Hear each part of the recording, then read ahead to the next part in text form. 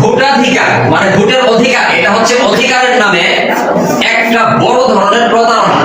ভোটের অধিকারের নামে বড় ধরনের প্রতারণা, এই প্রতারণাগুলো করে আমাদের শিক্ষিত ভণ্ডগুলো, সর্বোচ্চ পর্যায়ে যেগুলো শিক্ষিত, এই শিক্ষিত ভণ্ডগুলো। ভোট নিয়ন্ত্রণ করে কারা? আপনি কাকে ভোট দেবেন?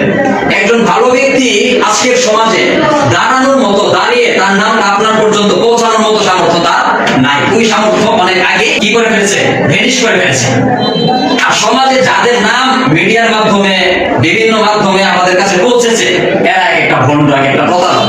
এরা ভণ্ডগুলোর সঙ্গে, প্রতারকদের সঙ্গে মিলিত হয়ে তারা কোটিপতি মানুষটাকে যখন বিভিন্ন স্লো পয়জনিং করে করে অমানুষ বানানোর পরে তারা বিভিন্ন লেভেলে ডিগ্রি দেয়। যেমন আজকের সমাজে আপনি যদি পরিচয় দেন আমি একজন মানুষ, আপনার কোনো মূল্য আছে?